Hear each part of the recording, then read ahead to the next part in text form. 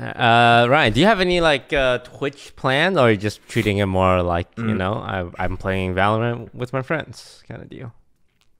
Yeah, I never really thought about it, I guess. No initial plans. I don't really know. Yeah, the thing I like about Twitch, what was your plans? And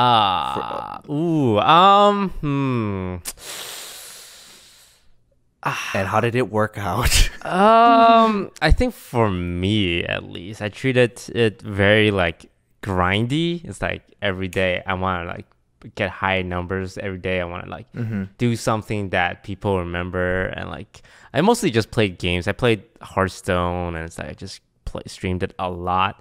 And like when you have a momentum going, it's really important to keep it going, especially as like a game focused streamer. It's very easy to be replaced. So for me as a game centric streamer, it was my happiness was based off how many viewers I had on any given day. And that was really hard to maintain. And that like, I got burnt out like literally 3 years into my like Twitch career. Like towards the end, I'm like, I can't do this anymore. It's like, okay, today I have 10K people watching TFT. Tomorrow I have 12K. The next time I have 9K. And that's going to make me sad. I'm going to have 13K and I'll feel a little happy. But it's like day after day, it's like, does it really matter if I have 11K viewers and a 10K viewers, and it's sometimes I might dip down to 7K? Like, what does it matter besides a few more subs, a few more ads, right? And it's like, it was not the right attitude to have if you want to stay like relatively happy. So, Oh, yeah. Very true. That sounds like the same. Like it sounds like every YouTuber I knew that instead of like obviously, well, it's the same thing as views, right? Basing your happiness off views and how your videos do, plus the comments and also like dislike ratios, stuff like that. I see the similarities. Yeah. When I talk to people about YouTube, when they upload the video, I know every YouTuber I know is like watching the back analytics, because they're like, okay, in the first hour, did my video perform? How did my video perform between my last 10 videos? Is it the first place? How did it do? And I'm just like, wow, you guys are really crazy about this. And I realized like I do the same thing for Twitch sometimes. It's like, I used to. And now like I hide all the numbers. Like I show my stream and like literally you could see nothing except for like the total amount of followers I have and my total views. Just for mental, because if you stream long term, you're gonna burn yourself out. So like, right. It's really bad. Numbers are a terrifying I should be taking notes right now. Nah. You learned everything from YouTube. It's like the same thing. It is a different. I think I'm in a different place, and that's why when you say about the goals and stuff like that, I think if I treated it like YouTube, I would be taking notes and like what performs better. Yeah. That's what I used to do, but that's how I ended up hating YouTube, or not YouTube in general, just making videos, because you start making stuff you don't want to make. I guess in this case, playing stuff you don't want to play, and so on. Yeah. How did you deal with that? Deal with when you did start feeling that way? Oh, I've went through many phases of that, of trying to be like, okay, well, I essentially need to make content for myself, and I would keep doing that, and I would get the negative feedback. I would also get, significantly less like one of the things I tried to do was start the podcast, and the podcast, everyone said don't put it on your channel, because it's gonna hurt the algorithm of people like finishing the video, stuff like that. People aren't ready, like just make a new one. But I was just like so over it at that point. That was like a breaking point for me. I was so over. I was like, I'm either gonna quit or I need to change what I need to do. So I just got to that breaking point of like, okay, what have I got to lose? Because I'm just not posting anything anyway. Makes sense. Make what I want to make, or essentially quit. So that's the only way I dealt with it, was like I gave myself an ultimatum, because for so long I was just making stuff because I knew it would work versus like something I got excited about. Yeah. Have you ever heard of the phrase? I was told this by another YouTuber, I think. One for you, one for them. But then it becomes to a point like where the one for you isn't even making videos anymore. it's like I'm gonna go take this week to do something else. You know? Yeah. I think, dude, I think a lot of that applies to Twitch as well. Like, it's actually crazy. Like on the new game release, there's like every top streamer is like fighting for it, and at some point you realize that like if you don't want to play the game, people are gonna tell like you're just not fucking happy, you know. Yeah. And every one of us is running to us. Oh, we had this. It was the funniest thing. I think it happened a lot more in the last house. Every 3 months, we'd have a midlife crisis. And we'd talk to each other. We'd be like, what do we do? Yeah, what guys. Do we play? What are we streaming today? God. And I would hear that from like Pokey. I hear that from literally every person in the house. What are you doing today? I don't know, man. months? What are you gonna do today? I don't know, man. It was like crazy, and it's like, it's because you just.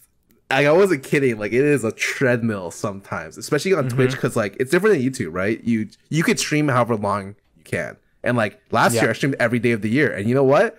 A lot of those streams were terrible, but those really good for my brand, and like I have to be like really careful to balance that with my happiness, because my happiness always comes first, or else you kill yourself. Like actually, your content is going to be terrible. Like eventually, in the long run, going to be terrible. Right. No, I definitely understand that 100%. Yeah. Pokey, how you feeling these days about streaming? I feel very autopilot. That's the word I'm looking for. Yeah. And I feel like in the past, either I was doing like a one for you, like one for them, one for myself, or I was just doing what works and enjoying it, or I was burnt out and taking a break. Right now, I just feel like I'm literally autopilot playing Valorant because it's the only thing I feel like playing, and just like, getting through my hours, and, sometimes trying to do things that I think will do well. I think I'm just a bit demotivated. Is that the word? Yeah. Mainly also because I feel like usually in a year, there are so many things that inspire me or like fill my cup in a sense, like going to conventions, visiting my family, traveling. And I'm not getting any of those like uppers really, so it just feels like work and stream, and it's just feels like I'm not living life enough. Yeah, I like looking at guys like Ryan, also Michael, who just just relatively does what he new. wants when he wants. It's like, I'm just gonna play with my friends. I don't give a shit if you like the game or not. I'm just gonna. I think cultivating that kind of audience is really good, and like for the people who stream more like Twitch, like the three of us, where we kind of grinded, and I think it's good, but it also creates that audience that was there because you were grinding. It's like, oh, you're streaming the game I like, and you're streaming it every day. I'm gonna watch you because you're streaming that game I like so much. And then once you're like, hey, I just want to chill and play games I want with people I want, it's like, well, this kind of sucks. And for me, it's like I would just want them to leave then, all right? But a lot of them stick around it, like, why aren't you playing this game, huh? Just to talk shit. Yeah, why aren't you playing with this person? Play with this person. It's it's annoying, but like the way I see Ryan run his audience and the way I see Michael like does his stream schedule. Like, Michael doesn't have a fucking stream schedule. Like once a week or like 4 times a week. Like, they're not spending time. It's like, okay, optimal time is 2 p.m. EST. That's when I'm going live. It's like, oh, I got some time, I'll go live. Oh, I don't feel like it, I'm gonna go live. And I think that's the right attitude to have if you want like do streaming and have fun doing it. Yeah. Well, like I said, for me, it's still fresh. So it's not like I've been doing it almost every day, pretty much. Yeah, you have. I always see you on. But it's literally because I wake up wanting to do it, And that's such a refreshing feeling versus like waking up and trying to write a script. I'm sure I'll want to do that again, but it's been so long since I've wanted to do that. So it's been nice. Take advantage. Stream all you want. Yeah. At the same time, I don't want to feel that burnout, and I don't want to start hating it, but you never know. I think it's the games too. The games you play. So true. I feel less of that like, what am I going to do today? Just because I can resort to Valorant and enjoy that and play that. But if it weren't for that game, I would be probably kind of lost or waiting for a new release.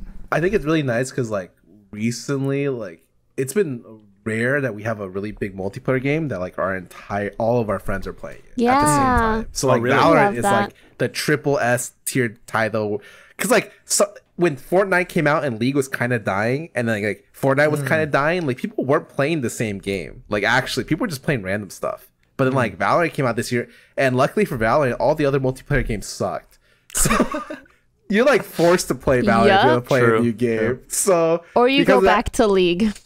like before this podcast, I literally logged into Valorant, and I was there for 5 minutes, and like Ray asked me to play, and I was like, "What the fuck?" I wasn't even planning on playing. I was just seeing who was going to be online. But it's nice to have that feeling that like popular games give, where you can always play with your friends. And I think it helps with like burnout a lot, because it's like you're just chilling with your homies, you know? Yeah, very true.